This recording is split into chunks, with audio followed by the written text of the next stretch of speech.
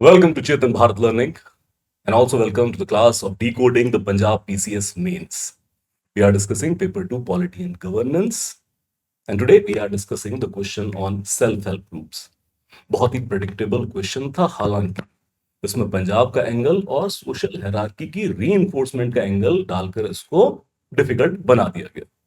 Now, coming to the question, critically examine the limitations of self-help group as instrument of development.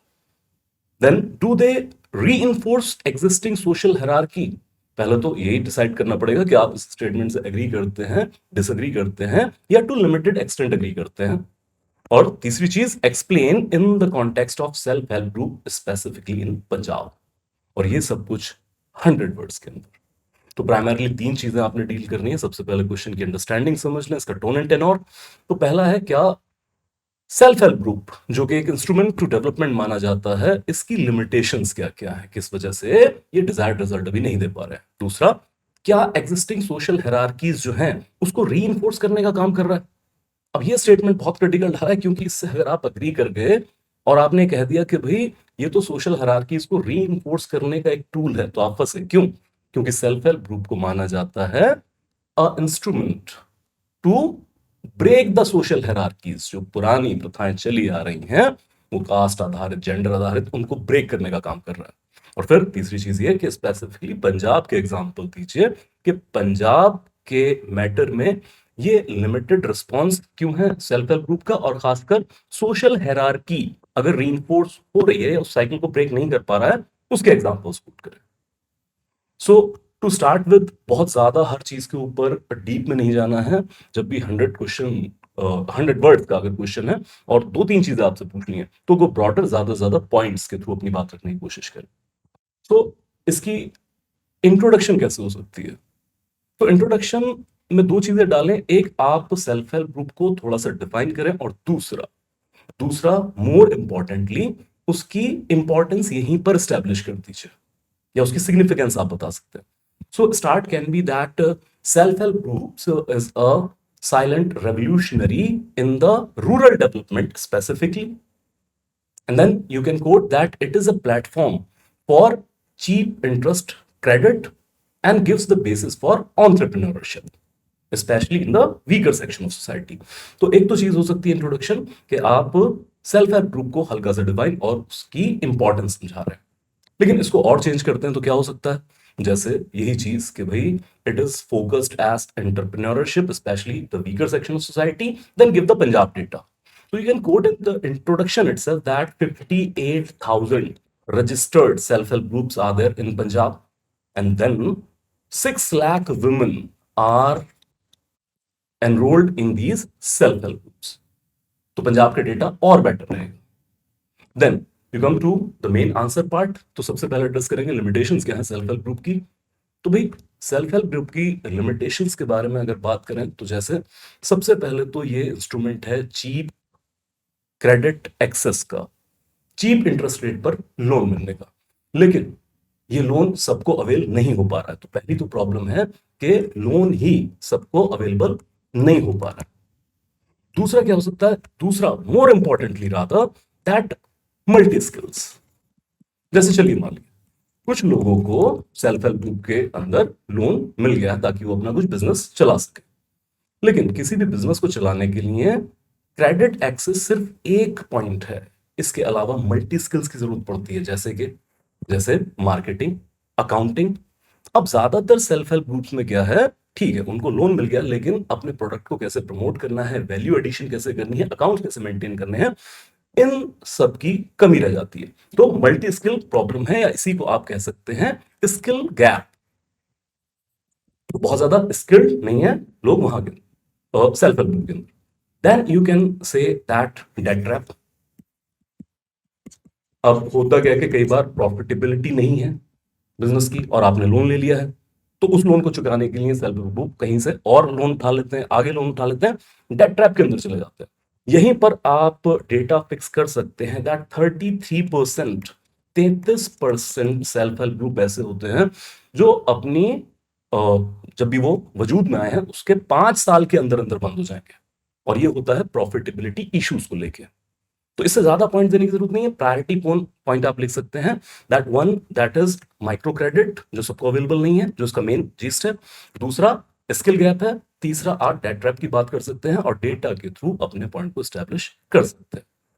Then jump upon, क्या ये existing social hierarchies को reinforce कर रहा है? जैसे मैंने शुरुआत में कहा, ऐसे क्रिटिकल स्टेटमेंट से थोड़ा बच के रहें, क्योंकि self help group is a vehicle to demolish the existing social hierarchies. But हाँ, ये भी सच्चाई है कि सोशल हायरार्कीज से अभी तक ये पार नहीं पा रहा है। और फिर क्योंकि बात की गई है स्पेशली इन द पंजाब, तो सबसे पहले इमेजिन करें कि सोशल हायरार्कीज क्या क्या हैं पंजाब के अंदर। सो पंजाब के अंदर सोशल हायरार्की कास्ट वाइज हो सकती है, होती ही है। इसके अलावा पैट्रियार्की है, उससे भी डील करना पड़ता है।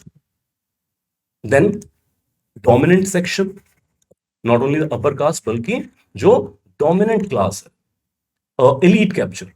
तो सबसे पहले यहां पर आप कास्ट सेग्रीगेशन की बात करें कि अभी भी बहुत सारे सेल्फ हेल्प ग्रुप बनाए जाते हैं कास्ट लाइंस के ऊपर। और अगर कोई सेल्फ हेल्प ग्रुप बन रहे हैं तो वहां पर जो लीड कर रहे हैं, लीडर्स हैं, वो ज्यादातर अपर कास्ट हैं।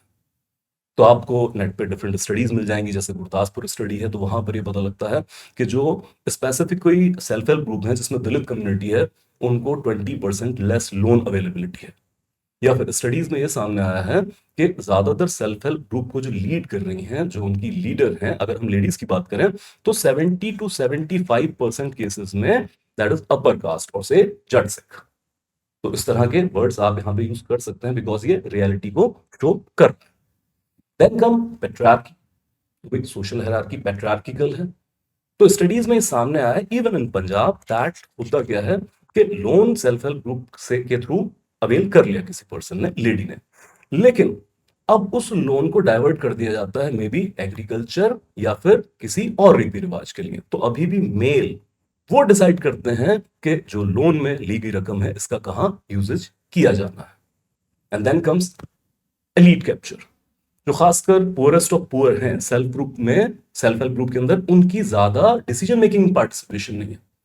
तो जो सोशल इकोनॉमिकली स्ट्रांग लोग हैं वो ज्यादा डिसीजन मेकिंग करते हैं। तो इन तीन आधार पर आप सोशल हायरार्की की री इन्फोर्समेंट भी यहां पर बता सकते हैं। अगर एक पॉइंट और ऐड करना, मैं फिर से याद करा दूं कि प्रायोरिटी पॉइंट चुनने हैं क्योंकि सिर्फ 100 वर्ड का आंसर है। तो यहीं पर आप कह सकते हैं माइग्रेंट लेबर इशू। अब ये भी एक तरह की सोशल हायरार्की है, क्योंकि ज्यादातर स्टेट में और स्पेसिफिकली पंजाब में होता क्या है कि जो बाहर से आए गए लेबर है तो एक आउटसाइडर का टैग दे दिया जाता है। तो जो सेल्फ हेल्प ग्रुप है ज्यादातर परमानेंट रेजिडेंट को फोकस करके बनाए जा रहे हैं, और जो माइग्रेंट लेबरर है या लैंडलेस लेबरर है उनके ऊपर फोकस नहीं आ रहा है। 3 से 4 पॉइंट के अंदर यहां पर आप सोशल हायरार्कीज भी आंसर कर सकते हैं। And then you can give the way forward कि अगर पंजाब में आपको सेल्फ हेल्प ग्रुप के through specially in rural area में डेवलपमेंट लेकर आना है, तो इसको सिर्फ माइक्रो क्रेडिट एजेंसी के तौर पे ना देखें, बल्कि इंटरप्रेन्योरशिप एक्टिविटी के तौर पे देखें। झारखंड मॉडल को आप यहां पर कोट कर सकते हैं, या केरल के कुटुंबश्री को आप कोट करें, जहां पे गवर्नमेंट ने स्पेशल इनिशिएटिव लिए, ब्यूरोक्रेसी को ये कहा गया, टारगेट्स दिए गए कि भाई आप ज्यादा से ज्यादा लोगों को सेल्फ हेल्प ग्रुप में एनरोल करेंगे और उनमें स्किल डेवलपमेंट भी करेंगे। इसमें एनजीओ का यूज किया।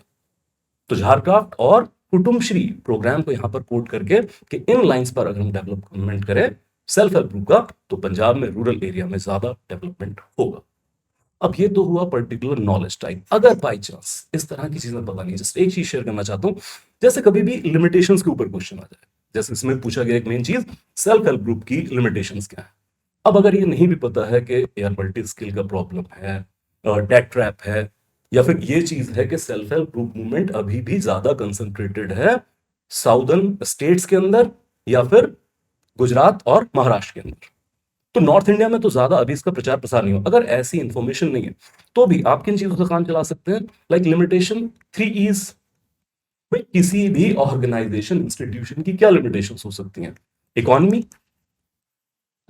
पैसे का एक्सेस, दूसरा एफिशिएंसी, क्योंकि स्किल नहीं है तो उतना एफिशिएंट वर्क नहीं हो रहा है, और फिर तीसरा आ जाता है इफेक्टिव,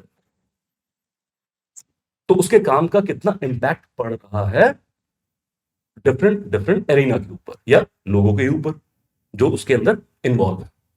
तो यहां पर आप ये भी चीज लिख सकते हैं कि चाहे माइक्रो क्रेडिट है लेकिन अभी भी मैक्रो लेवल पे डेवलपमेंट नहीं की जा रही। बहुत सारी सेल्फ हेल्प ग्रुप अभी भी प्रिमिटिव काइंड का वर्क कर रहे हैं, जैसे बहुत लोकल लेवल पर अचार ही बनाने का काम चल रहा है। तो इस तरीके से मतलब अगर पर्टिकुलर नॉलेज नहीं तो 3 E's का यूज करके भी लिमिटेशंस आसानी से इसके अंदर बनाई जा सकती थी। एक और चीज ये कि चाहे कंक्लूजन के अंदर पंजाब के अंदर जो सेल्फ हेल्प ग्रुप्स हैं उनके जरूर जिक्र करें स्पेसिफिकली नाम के साथ, जैसे बहुत सारे फुलकारी क्लस्टर्स या एक इनिशिएटिव चल रहा है मालवा बेल्ट के अंदर माँ दी रसोई, जिसमें गरीब लोगों के लिए बहुत चीप रेट पर खाना प्रोवाइड किया जाता है और ये प्रॉफिटेबल भी है। तो सोशल सर्विस भी हो रही है, प्रॉफिट भी जनरेट हो रहा है। तो ये जरूर एंड के अंदर कंक्लूड करें कि चाहे सोशल हायरार्कीज के बैरियर को अभी पूरी तरह से तोड़ नहीं पा रहा है, but this will be instrument not only to bring development, entrepreneurship in the poor section of society, rather it will be an instrument to break the social hierarchies in the coming time.